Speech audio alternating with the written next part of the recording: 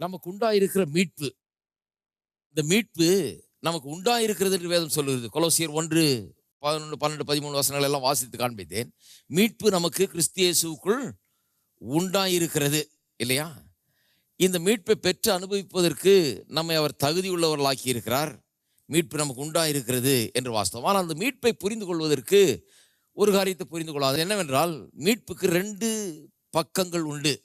ஒன்று த legal side, சட்டப்பூர்வமாக தேவன் நமக்காக நிறைவேற்றி முடித்த காரியங்கள். லீகல் சைடு என்ன நிறைவேற்றி முடித்திருக்கிறார், கல்வாரி சிலுவையின் மூலமாக நமக்காக என்னவெல்லாம் செய்து முடித்திருக்கிறார், அது லீகல் சைடு. இன்னொன்று வைட்டல் சைடுன்னு பேர். வைட்டல் சைடுனா நாம் செய்ய வேண்டியது. ஒன்று கடவுள் என்ன செஞ்சிருக்கார் அந்த பகுதி, இன்னொன்று நாம் என்ன செய்ய வேண்டும். கடவுள் செஞ்சு வச்சதுனால நமக்கு அது சொந்தமாயிடுறது இல்லை. கடவுள் செய்து வச்சிருக்கனால அது நமக்கு அவைலபிளாக இருக்குதுன்னு அர்த்தம். நமக்காக இருக்கிறது, அது நமக்கு சொந்தமாகி நாம் அதை பெற்று அனுபவிக்க வேண்டும் என்றால் நாம் ஒன்றை செய்ய வேண்டியது இருக்கிறது. நாம் என்ன செய்ய வேண்டும்? நாம் அதை எடுத்துக்கொள்ள வேண்டும். அந்த வைட்டல் சைடு எதை குறித்தது? நாம் என்ன பண்ண போகிறோம்? இவ்வளோ பெரிய மீட்பை ஏற்படுத்தி இருக்கிறாரே, அதை பற்றி நாம் அறிந்து வைத்திருக்கிறோமா? இதை அறிக்கை செய்கிறோமா? இதை விசுவாசிக்கிறோமா? இதை எண்ணி பார்க்கிறோமா? இதனால் இந்த எண்ணங்களால் நம்முடைய உள்ளங்கள் நிறைந்திருக்கிறதா? இது ரொம்ப முக்கியம். இதுதான் வைட்டல் சைடு. திருப்பங்கள் வெளிப்படுத்துகிற விசேஷம் 12ஆம் அதிகாரத்துக்கு திருப்போம். சுகத்தை குறித்தெல்லாம் நிறைய போதித்தேன் இப்போ கடந்த சில வாரங்கள்ல. ஏன்னு சொன்னால், அதை ஒரு உதாரணமாக எடுத்து காமிச்சேன். சுகம் மீட்பின் மூலமாக நமக்கு உண்டாயிருக்கிறது இல்லையா? உண்டாயிருக்கிற மீட்பை எப்படி நாம் எடுத்து அனுபவிக்க வேண்டும்? பேதுரு சொல்லிட்டாரு, அவருடைய தழும்புகளால் நீங்கள் குணமானீர்கள். ஏசாயா சொல்லுகிறார், இயேசு வர்றதுக்கு 800 ஆண்டுகளுக்கு முன்பதாக என்ன நடக்க போகிறது என்பதை காட்சியாய் கண்ட காட்சி அப்படியே சொல்லும்போது, அவருடைய தழும்புகளால் நீங்கள் குணமாகிறீர்கள்னு சொன்னாரு.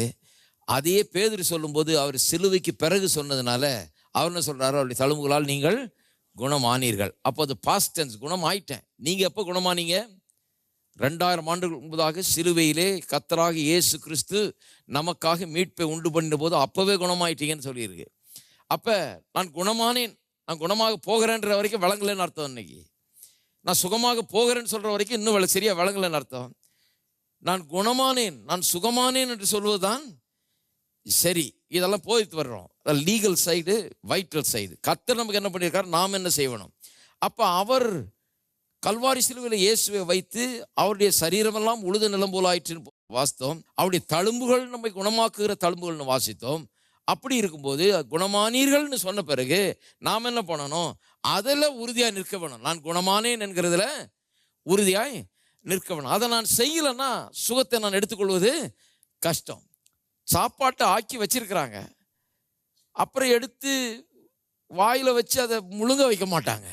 அது நாம தான் போய் எடுத்து சாப்பிட வேண்டும். வச்சிருக்குது நமக்காக, மேஜை ஏற்படுத்தப்பட்டிருக்கிறது, விருந்து ஏற்படுத்தப்பட்டிருக்கிறது. அதான் மீட்பு. நாம போய் அதை எடுத்துக்கொள்ளணும். அதை எப்படி எடுக்கிறது என்று காண்பிக்கிறேன். இந்த 2 சைடு, இந்த லீகல் சைடு, வைட்டல் சைடு, அதாவது கர்த்தர் நமக்கு பண்ணது, நாம் பண்ண வேண்டியது, 2 சைடும் இங்கே பார்க்குறோம் பாருங்க. வெளிப்படுத்தல் 12ஆம் அதிகாரம் 11ஆம் வசனம். எப்படி பரிசுத்தவான்கள் இந்த பிசாசானவனை மேற்கொண்டார்கள் என்று எழுதியிருக்கிறது. மரணம் நேரிடுவதாயிருந்தாலும் அதற்கு தப்பும்படி தங்கள் ஜீவனையும் பாராமல், இப்ப கவனிங்க, ஆட்டுக்குட்டியின் இரத்தத்தினாலும் தங்கள் சாட்சியின் வசனத்தினாலும் அவனை ஜெயித்தார்கள். 2 காரியம். ஒன்று ஆட்டுக்குட்டியின் இரத்தம், அதுதான் கல்வாரி சிலுவையில் நடந்தது. அப்புறம் தங்கள் சாட்சியின் வசனம். அப்போ 3 காரியங்கள் இருக்குங்க மொத்தம்.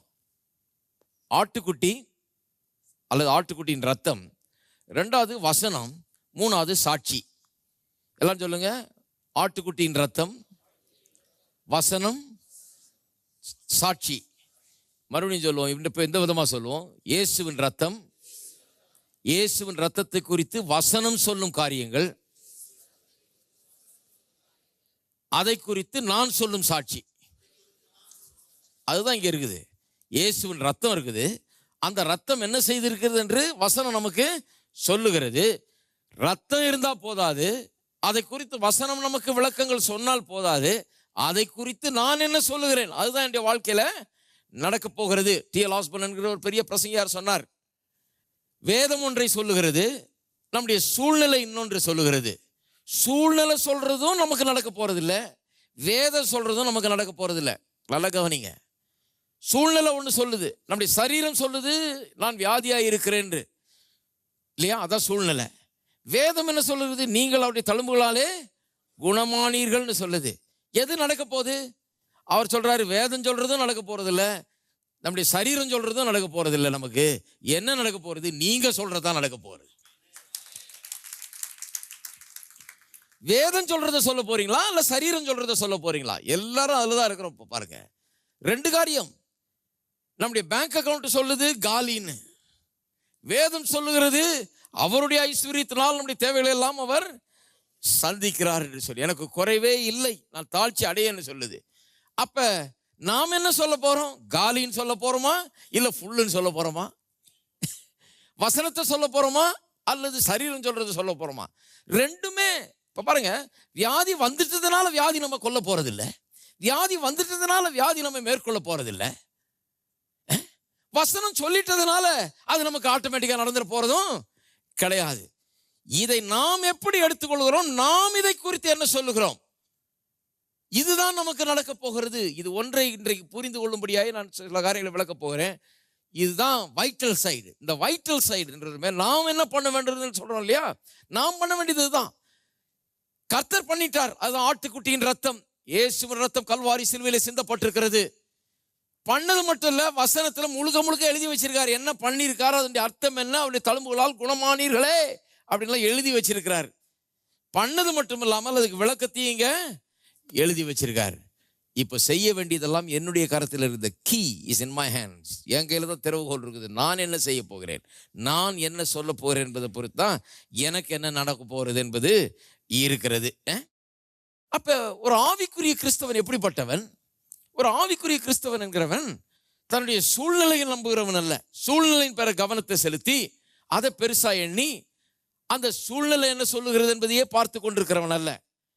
மாம்சீக பிரகாரமானவன் அல்லது மாம்ச பிரகாரமானவன் அல்லது வளர்ச்சியற்றவன், ஆவிக்குரிய நிலையில வளர்ச்சியற்றவன் தான் அப்படி இருப்பான். சூழ்நிலை சூழ்நிலை சூழ்நிலை அதை பற்றியே தான் பேசியிருப்பான். இப்படி இருக்குதுங்க, அப்படி இருக்குதுங்க, அந்த பிரச்சனைங்க, இந்த பிரச்சனைங்க, இந்த நோய்ங்க, அதுங்க, கையில காசு இல்லைங்க, என்ன செய்ய போறேன்னு தெரியல. அது விசுவாசி அதை பேசினாலாம் சரியான விசுவாசி இல்லைன்னு அர்த்தம். அதையே பேசிக்கிட்டு இருக்கிற விசுவாசியை பார்த்தீங்கன்னா இன்னும் சரியா கர்த்தருடைய வார்த்தையில உறுதியா இல்லை இருதயம். அதனால்தான் அங்கலாய்க்குது. அதை பற்றியே தான் பேசிட்டு இருக்குது. தன்னுடைய பிரச்சனைகளை பற்றி, தன்னுடைய இல்லாமையை பற்றி, வறுமையை பற்றி, நோயை பற்றி, அதை பற்றி, இதை பற்றியே அலசரிப்பட்டு கொண்டிருக்கிறது இருதயம். கர்த்தருடைய வார்த்தையில உறுதியா இல்லை. மீட்பு என்ன பண்ணியிருக்குது என்பதை பற்றி உறுதியா இல்லைன்னு அர்த்தம். ஒரு ஆவிக்குரிய விசுவாசியா இருக்கிறவன் எப்படி இருக்கிறான்?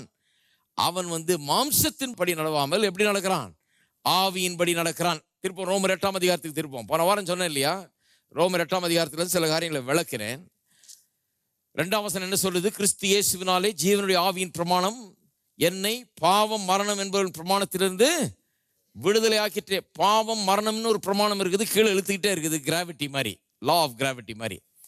ஆனால் கிறிஸ்து இயேசுவினாலே ஜீவனுடைய ஆவியின் பிரமாணம் இன்னொன்னு இருக்குது. இந்த பிரமாணம் எதுக்கு கொடுக்கப்பட்டிருக்குது? எப்படி லா ஆஃப் கிராவிட்டி இருந்தும் ஏரோப்ளேன் பறக்குதோ, லா ஆஃப் கிராவிட்டி கீழே இழுத்தாலும், புவி ஈர்ப்பு பிரமாணம் என்பது கீழே இழுத்தாலும், தூக்குகிற பிரமாணம் என்று இருக்கிறது, அது மேலே தூக்குது. இந்த தூக்குகிற பிரமாணம் இந்த புவி ஈர்ப்பு பிரமாணத்தை மேற்கொள்ளக்கூடிய ஒரு பிரமாணம். அதை இயக்கும் போது அதை மேற்கொள்ள முடியும். பிளேன்ல போய் உட்கார்ந்துட்டதுனால புவி ஈர்ப்பு பிரமாணத்தை மேற்கொள்ள முடியாது.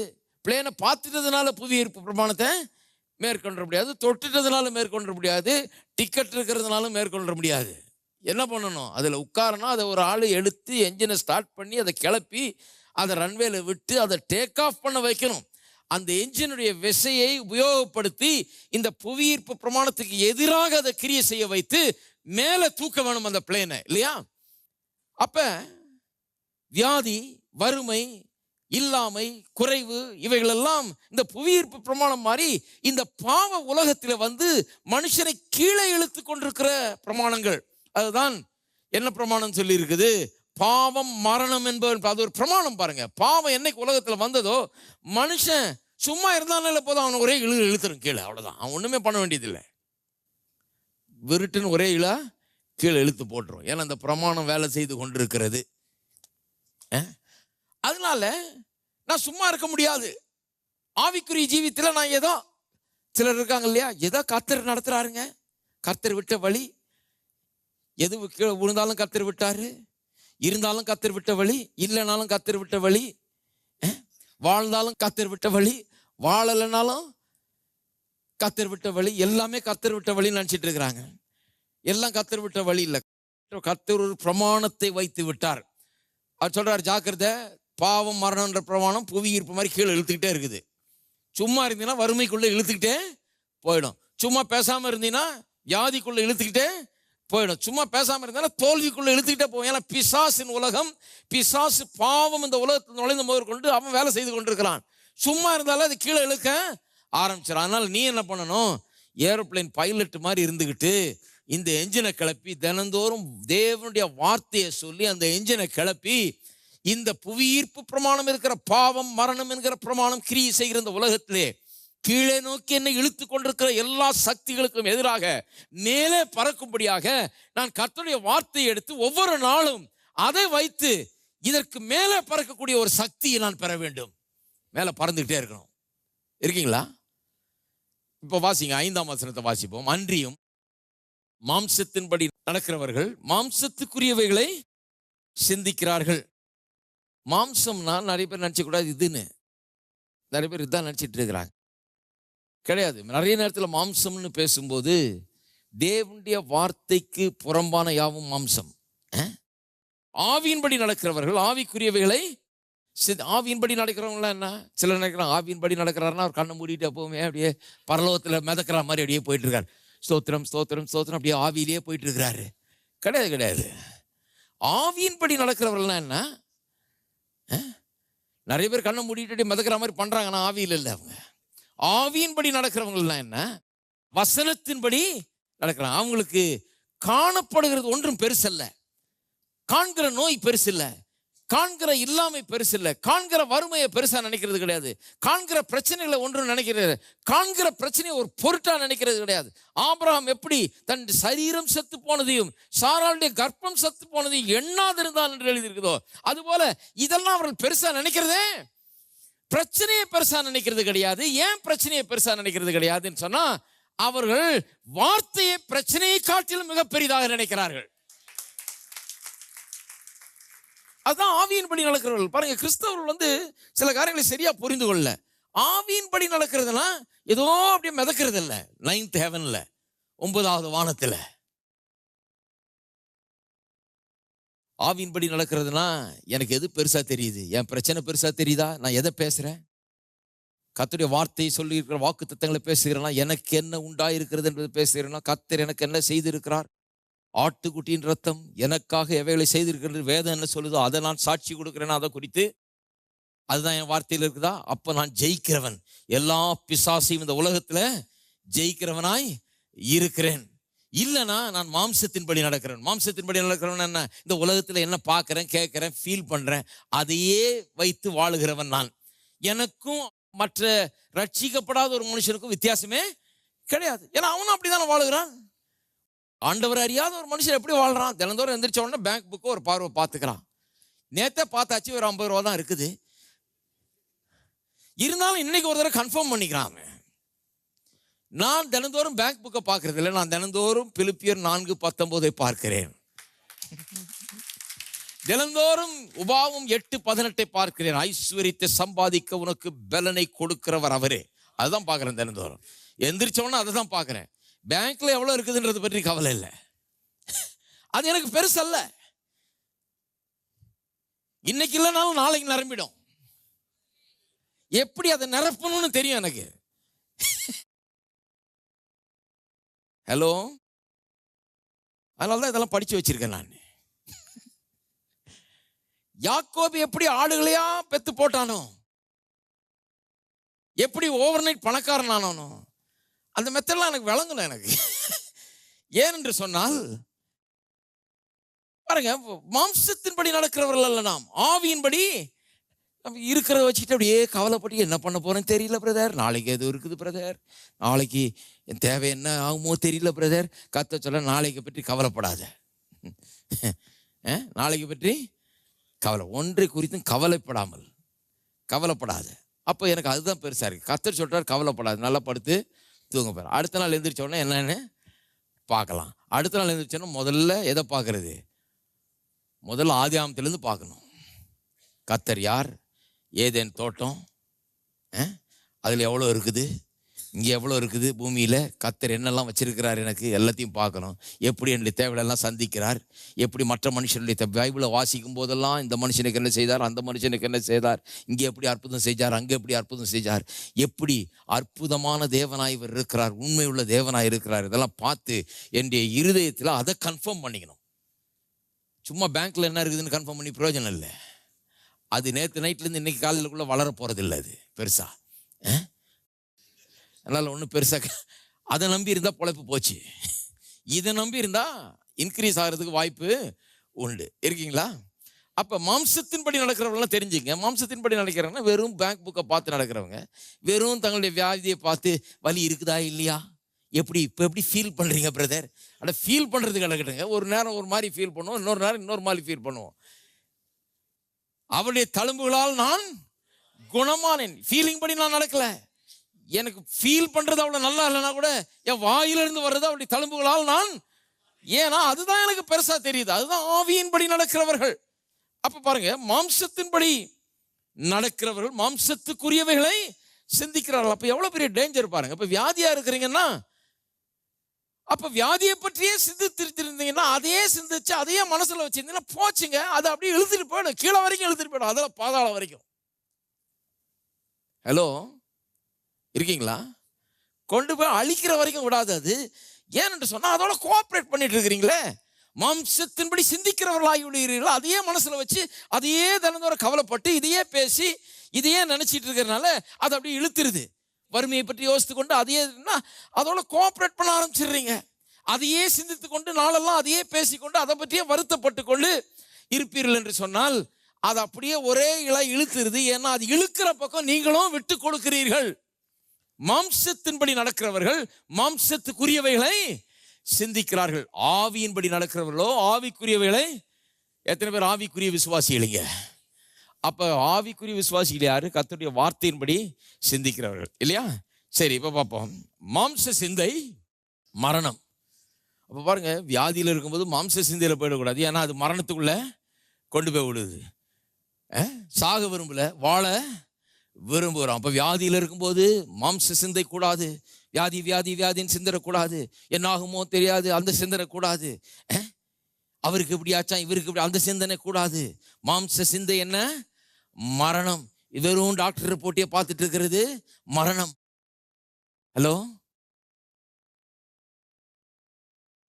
இந்த அழுகிற ஆளுகள் எல்லாம் ஏசு அதனால தான் வெளியே போன்ட்டார்.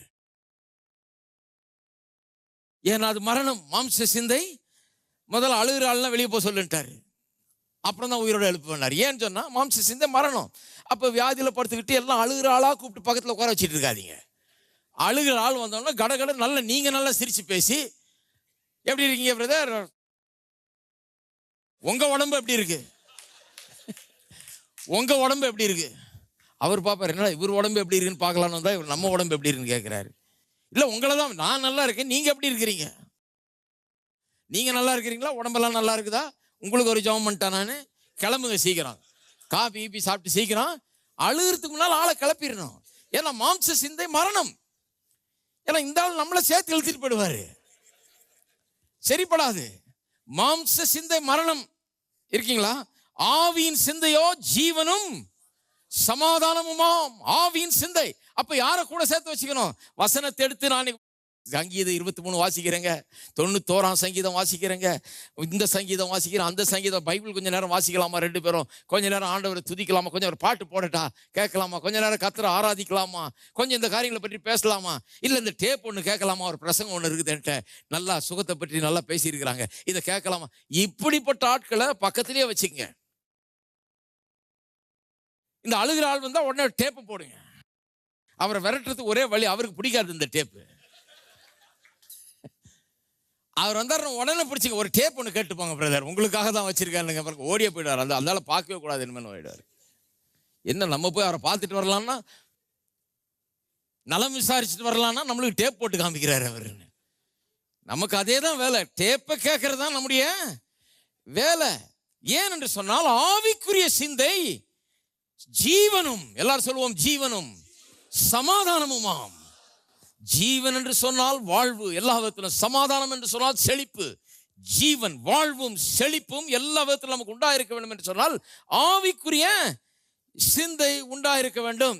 அப்ப பாருங்க, நம்முடைய மாம்சத்துக்குரிய சிந்தைக்கு பதிலாக தேவனுடைய வார்த்தை விசுவாசி அங்கே மனதிலையும் இருதயத்திலும் வைக்க கற்றுக்கொள்ள வேண்டும். போச்சு, இல்லை, அவ்வளவுதான், இந்த சிந்தனையெல்லாம் தூக்கி எறிஞ்சிட்டு உண்டு, இருக்கு, எல்லாம் முடியும், என்னை பலப்படுத்துகிற கிறிஸ்துவனால எனக்கு எல்லாவற்றையும் செய்ய பலன் உண்டு, எனக்கு சுகம் உண்டு, நான் சுகமானேன், இப்படிப்பட்ட சிந்தனைகளை உள்ளே வைக்க வேண்டாம். அதையெல்லாம் தூக்கி மாம்சத்துக்குரிய சிந்தனைகளை வெளியேற்றி விட்டு ஆவிக்குரிய சிந்தனைகளை என்ன பண்ண வேண்டும்? உள்ள வைக்க வேணும். ஒரு விசுவாசி என்கிறவன் விசுவாசத்தை எப்படி திறம்பட பயன்படுத்த வேண்டும் என்பதை கற்றுக்கொள்ள வேணும். விசுவாசி விசுவாசத்தில் வாழ கற்றுக்கொள்ள வேணும். நீதிமான் எப்படி பிழைப்பான்? விசுவாசத்தால் நீதிமான் பிழைப்பான். இப்படியே மாம்சத்துக்குரிய காரியம் பேசி பிழைக்க மாட்டான் அவன். என்ன சொல்றாங்க? அவர் பிழைக்கலைங்க, இவர். அதான் விசுவாசி எப்படி பிழைப்பான்? விசுவாசத்தால் பிழைப்பான். விசுவாசத்தால் தான் பிழைக்க முடியும்.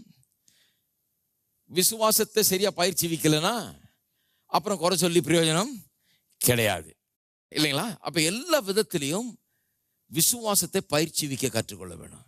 எப்படி மாம்சத்துக்குரிய சிந்தையை அகற்றிட்டு அதையும் இதையும் பார்க்கறதையும் கேட்கறதையும் உணர்றதையும் பேசுறதையும் நிறுத்திவிட்டு மாம்சத்துக்குரிய எல்லாம் என்ன சொல்றாங்கன்றதை பெருசா நினைக்கிறது நிறுத்த கற்றுக்கொள்ள வேண்டும். கடவுளுடைய வார்த்தை என்ன சொல்லுகிறது என்பதை பேச கற்றுக்கொள்ளணும். 1000 சக்திகள் சொல்லுகிறது இது இப்படிதான் சொல்லி. புவி ஈர்ப்பு பிரமாணம் வேலை செஞ்சுக்கிட்டு இருக்குதுங்க. அதை நம்ம தடுத்து நிறுத்த முடியாது, ஆனால் அதை மேற்கொள்ள முடியும், இல்லைங்களா? அது பாட்டுக்கு அது வேலை செஞ்சுட்டு இருக்கு. நான் அதை விட பெரிய வேலை எனக்கு தெரியும், நான் டேக் ஆஃப் ஆகி பறந்துடலாம் மேலே. இது பாட்டுக்கு இது இங்கே இழுத்துக்கிட்டு இருக்கட்டும், நான் மேலே பறந்துக்கிட்டு இருக்கலாம். அதுதான் அது.